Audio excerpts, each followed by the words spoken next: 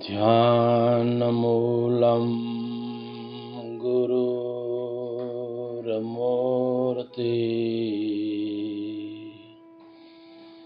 पूजामूलं गुरुर्पदं मंत्रमूलं गुरुर्वाक्यं मोक्षमूलं सद्गुरु कृपा। परमात्मा की दृष्टि से, ज्ञानवान महापुरुषों की दृष्टि से वास्तव में हम सभी वही सनातन सत्य परमात्मा का स्वरूप ही है। तो सभी महापुरुष किसी भी धर्म के हों, किसी भी संप्रदाय के हों, किसी भी देश के हों, सभी महापुरुष बार बार हमें सत्संग और विवेक और वैराग्य और अभ्यास और परम उपदेश की बात क्यों करते हैं? इसलिए भगवान श्री कृष्ण अर्जुन को कहते हैं कि 3 प्रकार की जो माया है, सात्विक, राजसिक और तामसिक, इस माया से सब मोहग्रस्त है, उससे तरना बहुत कठिन है। इसलिए सभी महापुरुष बार बार यही प्रयत्न करते हैं कि आप उपदेश में रहो, ज्ञान में रहो। जैसे कुम्हार मटका तो बन गया, लेकिन मटके को भीतर से प्रेम हाथ रखकर ऊपर से उसकी पिटाई करता है। तो कुम्हार उसका दुश्मन नहीं है। अगर पिटाई नहीं करेगा तो मटका टूट जाता है, वो पानी भरने में काम में नहीं आता है। यहाँ सद्गुरु की दृष्टि में हम वही सनातन सत्य आत्म स्वरूप ही है। तो यहाँ सद्गुरु हमारे बार बार कई ऐसे लोग हैं, बहुत ऊंची शिखर पर पहुंच गए होते हैं, लेकिन माया की झपट में आ जाते हैं न, तो फिर उस माया में फंस जाते हैं। गुरु बार बार समझाते हैं हम सभी को कि इन तीनों गुणों, सत्व गुण,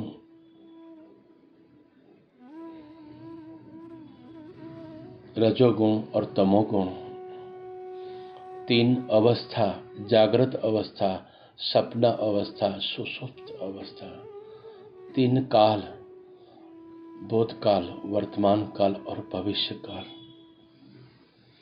5 विषय, शब्द, स्पर्श, रूप, रस और गंध।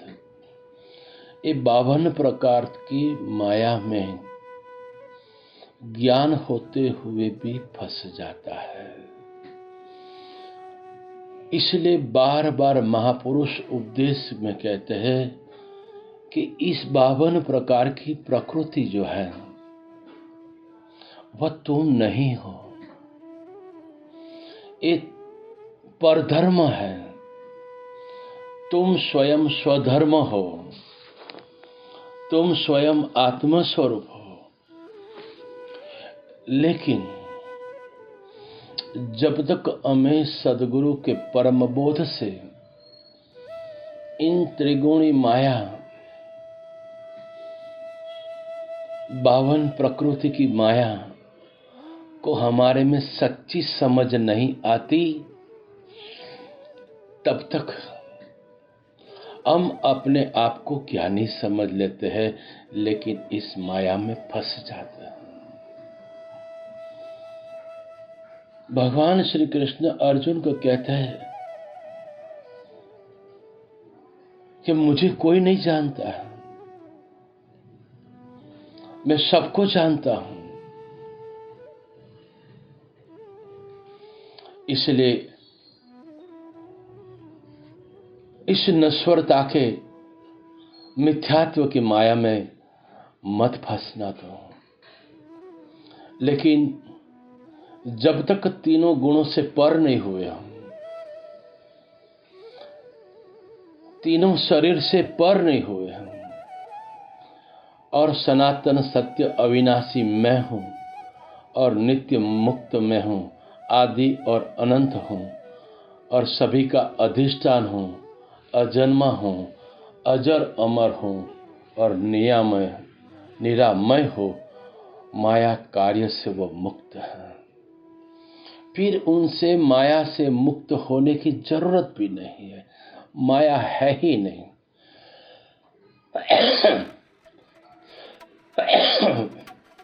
वास्तव में तो सब जगह पर मैं ही हूं, सब 52 प्रकृति के अधिष्ठान में भी मैं ही हूं, लेकिन मुझ में 52 प्रकृति नहीं है। हम नहीं है उसी को मैं मानते थे। साधना काल में ये सत्य बात बताता हूं आपको। हम थोड़ी 2-4 माला करते थे, 2-4 पाठ करते थे, थोड़ा अच्छा बोलने का आ गया था, तो हम उस वक्त 25-30 साल पहले की बात बताता हूं, हम अपने आप को ज्ञानी समझने लगे थे। लेकिन ये चोट हमें लगती थी, मैं ज्ञानी हूं तो अभी मुझे सुख और दुख और द्वेष और अहंकार ये क्यों होता है? जब अपने दोष दिखने लगे न, तब समझो हम माया से पर होने की तैयारी है। जब समर्थ सदगुरु गुलाबनाथ बापू का परम उपदेश मिला और उनकी कृपा से हम शब्दों से माया को छोड़ने का यत्न करेंगे तो अच्छी बात है, कोई विरोध हम करने का अधिकार हमारा नहीं है। लेकिन वो गुरु की कृपा के बिना ये 52 प्रकृति की माया छूटती नहीं।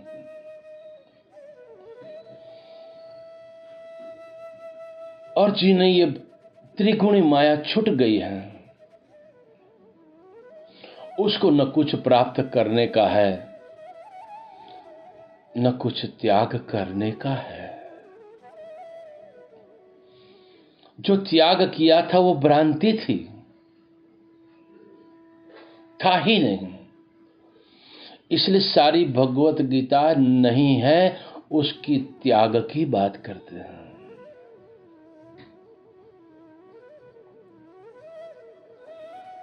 कृष्णम वंदे जगत गुरु। इसलिए ये कहते हैं कि कोई कोई मुझे ये जान सकता है, सब लोग जान नहीं सकते, क्योंकि इस माया में, इन त्रिगुणी माया में फंस जाते हैं। मान अपमान में कुंभार बहुत टपला मारे तो बोले अभी देखो कितना हमको पिटाई करते हैं।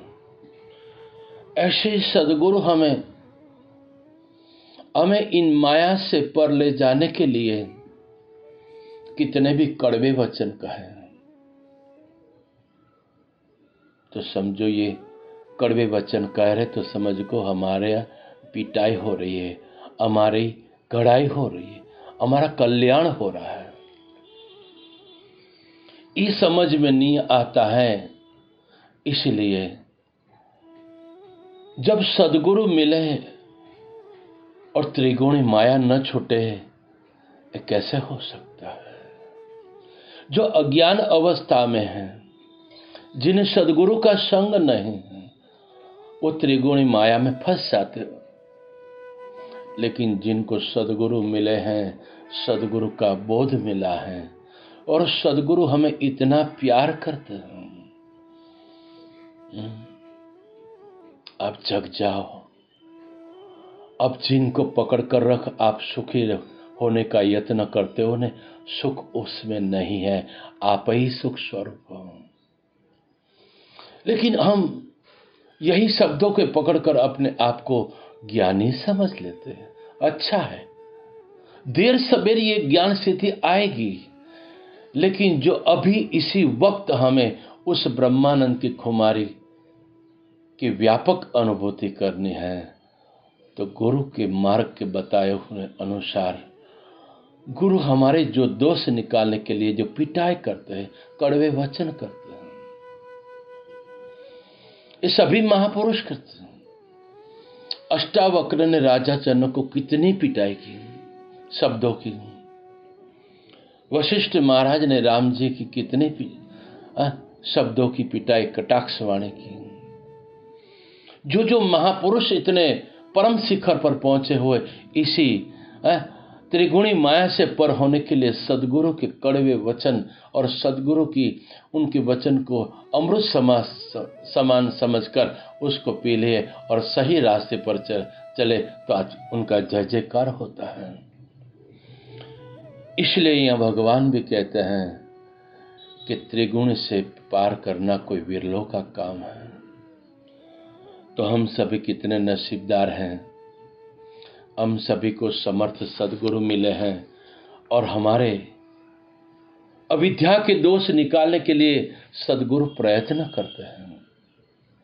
जो हमें तन और मन और धन अर्पण कर दिया, तो समझो हमारे त्रिगुणी माया अपने आप दूर हो गई। लेकिन जब तक चुराया माल होता है, तब तक हमें संशय और भेद और ईर्ष्या होती है। जब तक हमें संशय और ईर्ष्या और भेद होता है, तब तक हम सर्वत्र जो ज्ञानवान महापुरुष है उनको जय जयकार नहीं कर सकते हैं। गुरु 1,11,111 कर लो,